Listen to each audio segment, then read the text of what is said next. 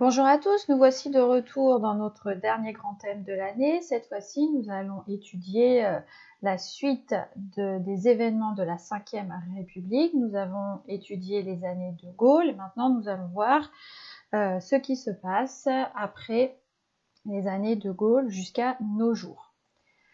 Alors, premier élément de réflexion, une frise chronologique présentant les différentes tendances politiques qui se succèdent à partir des années de Gaulle. Donc, après de Gaulle, on reste à droite, en bleu sur la frise chronologique. Et à partir de 1981, nous allons avoir plusieurs années de présidence à gauche avec François Mitterrand. Donc, la tendance politique qui occupe le pouvoir jusqu'en 81, c'est la droite. Le premier successeur du général de Gaulle, c'est son premier ministre, Georges Pompidou. Alors, vous aviez à relever différents éléments. Donc, il s'appelle Georges Pompidou. Il a été élu en 1969. Il va être président jusqu'en 1974. Il est de droite et il n'a pas subi de cohabitation, c'est-à-dire qu'il n'a pas eu à travailler avec un Premier ministre de gauche alors que lui-même était de droite. Les événements majeurs, on va dire, de sa présidence, ce sont la poursuite des éléments de la construction européenne et des éléments de politique mis en place par De Gaulle. À sa suite, Valéry Giscard d'Estaing, qui va être élu en 1974 jusqu'en 1981, lui-même est de droite. Lui non plus n'a pas à subir de cohabitation et ce qu'on peut retenir de son mandat présidentiel, c'est le passage de la majorité de 21 ans à 18 ans et l'adoption de la loi sur l'avortement. Ensuite, François Mitterrand qui va enchaîner deux mandats. Alors, François Mitterrand, d'abord 1980-1988 et 1988-1995. On change de tendance politique, on est à gauche, mais lui va avoir à supporter deux moments de cohabitation avec un Premier ministre de droite, une première fois avec Jacques Chirac et une deuxième fois avec Édouard Balladur. Il a eu un très long mandat puisqu'il a eu 14 ans de mandat présidentiel. Ce qu'on peut retenir, c'est l'abolition de la peine de mort, mais également de grandes réformes sociales, mais qui n'arrivent pas à faire baisser le niveau de chômage en France. Ensuite, on retourne à droite avec Jacques Chirac. Jacques Chirac, donc, élu lui-même deux fois, 1995-2002, puis 2002-2007, donc il est de droite. Lui aussi a à subir une période de cohabitation avec un Premier ministre de gauche qui s'appelle Lionel Jospin. Ce qu'on peut retenir, c'est qu'il a fait passer le mandat présidentiel de 7 ans à 5 ans et qu'il a dissous l'Assemblée nationale en 1997 pour une réélection de l'Assemblée nationale. Il envisageait de renforcer sa majorité à droite, ce qui sera un échec puisqu'en dissolvant l'Assemblée nationale, finalement, il récupère une majorité de gauche et c'est pour ça qu'il doit cohabiter avec un Premier ministre de gauche. Un peu plus proche de nous maintenant, Nicolas Sarkozy, qui a été donc élu en 2007 jusqu'à 2012. Il est également de droite, il n'y a pas de cohabitation sous son mandat, et c'est le premier à faire une première réforme des retraites très importante durant son mandat. Ensuite, qui n'était pas sur la frise chronologique, mais que l'on peut rajouter évidemment, eh bien, ce sont les deux présidents qui ont suivi. Donc nous avons à la suite, donc là je ne peux pas afficher d'image sur le diaporama, mais nous avons à la suite de Sarkozy François Hollande qui va régner entre guillemets, qui va être président de 2012 à 2017. Il est de gauche, il n'y a pas de cohabitation et on peut retenir de son mandat une grande loi qui s'intitule le mariage pour tous, donc qui autorise le mariage homosexuel. Et enfin, vous pouvez rajouter à votre tableau Emmanuel Macron, élu en 2017. Alors, très difficile à classer entre droite et gauche, mais en tout cas qui ne subit pas de cohabitation et qui a tenté une grande réforme des retraites qui était en cours juste avant la crise du Covid-19. Alors, qu'est-ce qu'on retiendra de son mandat? Eh bien, pour l'instant, il est difficile de le dire. Retournons maintenant à notre frise chronologique et comptons le nombre d'alternances droite-gauche et gauche-droite que la France a connues. Donc, une première alternance ici, une seconde alternance, une troisième alternance ici, puisqu'avec l'arrivée au pouvoir de Hollande, on retourne vers la gauche. Donc, la réponse était 3. Le nombre de cohabitations, cette fois-ci, eh bien, vous en avez une ici, un président de gauche, un premier ministre de droite, encore ici, et ici. Donc 3 périodes de cohabitation. Il n'y a pas de cohabitation par la suite ici avec Hollande et Macron, je vous l'ai dit précédemment. En quoi l'alternance ou la cohabitation pose-t-elle problème dans la gestion du pays? Eh bien, quand vous avez à la tête un exécutif qui est partagé une moitié à gauche, une moitié à droite, ou une moitié à droite, une moitié à gauche, c'est quand même très difficile de gouverner le pays. Donc ça, c'est le cas de la cohabitation. L'alternance, c'est un peu la même chose, même si on peut vous dire que changer de temps en temps, c'est bien aussi. Quand, par exemple, un président de droite a commencé des réformes et que c'est la gauche qui passe, et bien la gauche détricote en quelque sorte les réformes de droite. Et à nouveau, quand on repasse à droite, on détricote les réformes de gauche. Donc ça nuit un petit peu quand même à la continuité de la gouvernance du pays.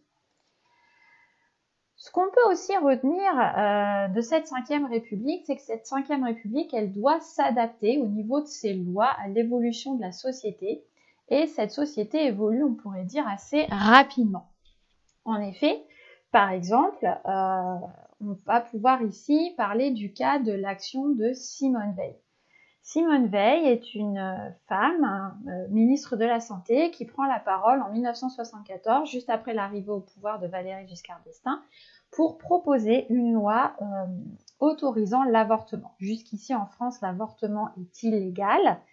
Et elle dit que finalement, puisque de toute façon, il y a des centaines, voire des milliers de femmes qui avortent chaque année, et parfois dans des conditions tellement horribles qu'elles finissent par en mourir, plutôt que de fermer les yeux et de faire comme si ça n'existait pas, autant rendre l'avortement légal pour pouvoir mieux surveiller la prise en charge de ces femmes qui veulent avorter, leur proposer d'autres solutions que l'avortement, et si elles décident quand même d'avorter, eh bien de proposer de le faire dans des conditions sanitaires qui leur permettent de survivre et de ne pas abîmer leur corps et leur santé. Donc c'est une grande révolution dans la 5e République, d'autant plus que c'est une république qui est quand même très masculine et que le cas des femmes n'est pas forcément le premier souci de nos députés et de nos ministres. Nous avons à cette même période, dans les années 70, un grand mouvement féministe en faveur de la libération de la femme. Il y avait déjà eu l'autorisation de prendre la pilule dans les années 60. L'étape suivante, eh bien, ça paraît être la légalisation de l'avortement. Ces femmes ici revendiquent le fait qu'elles ont le choix pour leur propre corps, que ce n'est pas la religion qui doit décider pour eux, ce n'est pas les médecins qui doivent décider pour elles, ni l'État, personne, ni leur mari, c'est bien elles, les femmes qui sont responsables et qui doivent décider pour leur corps, si elles veulent être enceintes ou pas, si elles veulent se faire avorter ou pas. Donc elles revendiquent eh bien, la légalisation de l'avortement, mais de manière plus générale, d'être plus libres de leur corps. Évidemment, il y a des tas de gens qui sont contre la légalisation de l'avortement. Plusieurs députés, hommes d'ailleurs, vont prendre la parole à l'Assemblée pour vraiment très vertement critiquer Simone Veil, qui va être carrément même insultée à certains moments à l'Assemblée. Et un des principaux arguments pour dire qu'il ne faut pas légaliser l'avortement, c'est que ça paraît, pour certains, être comme un véritable meurtre. Un avortement, c'est tuer un enfant. Donc vous voyez que les débats sont très houleux à l'Assemblée entre les pour et les contre l'avortement. D'ailleurs, à l'époque, les débats ne se passent pas seulement à l'Assemblée, ils se passent aussi dans les tribunaux, puisque des tas de femmes passent en procès pour avoir voulu avorter. Ici, on avait le cas d'un procès d'une jeune fille qui avait avorté après un viol, et d'autres femmes également, et on a des avocats féministes comme Gisèle Halimi qui n'hésitent pas à prendre leur défense pour dire que, par exemple, dans le cas de la jeune fille violée, il paraissait quand même très important de lui laisser le choix d'avorter, vu les circonstances dans lesquelles elle avait eu cet enfant. Donc, une fois que la loi de légalisation de l'avortement va être adoptée, eh bien évidemment, on n'aura plus ce genre de procès, ces femmes pourront librement avorter. Voici pour cette partie du cours. Dernière partie de la leçon, ça sera sur l'évolution de l'immigration en France depuis 1945. On vous demandait d'abord de distinguer les deux grandes vagues d'immigration du XXe siècle. Donc si on suit le cours ici du texte, on a une première vague d'immigration après la Première Guerre mondiale, avec beaucoup d'Italiens et de Polonais qui viennent finalement pour aider à la reconstruction du pays. La deuxième vague du XXe siècle, c'est après la Deuxième Guerre mondiale, avec beaucoup de personnes venant du Maghreb, d'Espagne, du Portugal, afin effectivement de soutenir l'économie française des 30 glorieuses et de participer à la reconstruction et au grand développement du pays à cette époque. Et cette vague d'immigration va se poursuivre dans les années 70 avec l'arrivée d'une forte population d'Afrique noire et d'Asiatiques. De ce fait, au cours du XXe siècle et jusqu'au début du XXIe siècle, la population totale française augmente, c'est ce qu'on voit ici en bleu, mais également la population des immigrés. La population des immigrés, en particulier après la Première Guerre mondiale et la Deuxième Guerre mondiale, ainsi que les 30 glorieuses, on voit la part des immigrés augmenter et effectivement, proportionnellement à la population, cette part des immigrés augmente. La France est un pays d'accueil traditionnellement des immigrés depuis donc le début du XXe siècle. Alors, évidemment, ces immigrés sont venus la plupart du temps pour aider à la reconstruction et au plein emploi en France. Mais à partir du moment où la France n'a plus été dans les 30 glorieuses, c'est-à-dire dans cette grande période de 30 ans de forte croissance économique, la politique a été plutôt à la réduction de l'accueil des immigrés et on a voulu mettre en place, par exemple, l'immigration choisie, c'est-à-dire ne plus laisser venir finalement tous ceux qu'ils demandaient, mais de pouvoir choisir parmi les immigrants ceux qui semblent apporter le plus de compétences et de talents à la France. Alors c'est un débat, est-ce que c'est valable, est-ce que la France, par exemple, a le droit de choisir comme ça, ou est-ce qu'elle doit continuer à accueillir tout le monde? Évidemment, c'est un débat entre les pro-immigration et les contre-immigration. C'est aussi un débat politique entre la gauche et la droite, par exemple. Pourquoi la France a-t-elle eu recours à l'immigration au XXe siècle? Eh bien, on l'a dit plusieurs fois déjà, c'est parce qu'on avait un grand besoin de travailleurs pour construire, reconstruire et construire le pays. Ici, vous avez des ouvriers qui participent à la construction de la tour Montparnasse à Paris. Ici, vous avez une affiche de propagande quasiment qui appelle les ouvriers italiens à venir travailler en France, à immigrer. Et on s'aperçoit que beaucoup de ces immigrés, encore aujourd'hui, ont des métiers qui sont plutôt des métiers, on va dire, manuels. Il y a une forte proportion d'immigrés dans les emplois, par exemple, d'ouvriers, du BTP, de manutentionnaires, etc., etc. C'est vraiment des gens qui ont pris les métiers dont finalement les Français peut-être ne voulaient pas tellement au départ, ou en tout cas on n'avait pas assez de main-d'œuvre pour travailler dans le monde ouvrier, dans le monde du BTP par exemple. Aujourd'hui, les choses ont bien évolué, même si encore aujourd'hui la répartition des immigrés dans les catégories socio-professionnelles ouvrières et salariées est encore importante.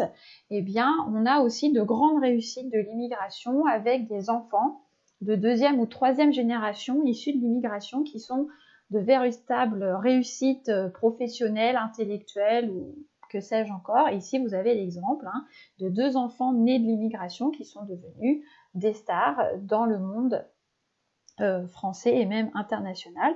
Alors évidemment, ce sont des cas exceptionnels, ce ne sont pas tous les enfants d'immigrés qui réussissent ainsi, mais c'est pour montrer que petit à petit, même s'il y a du racisme en France et du rejet, eh bien il y a aussi de grandes réussites parmi les populations des immigrés. Ici, vous avez des stars, mais ça peut être des grands avocats, des grands médecins, des membres de l'Assemblée nationale, etc., qui sont en réalité des enfants issus de l'immigration, qui ont parfaitement réussi leur intégration et qui ont profité de la République française pour s'élever dans l'échelle sociale et atteindre des postes très importants.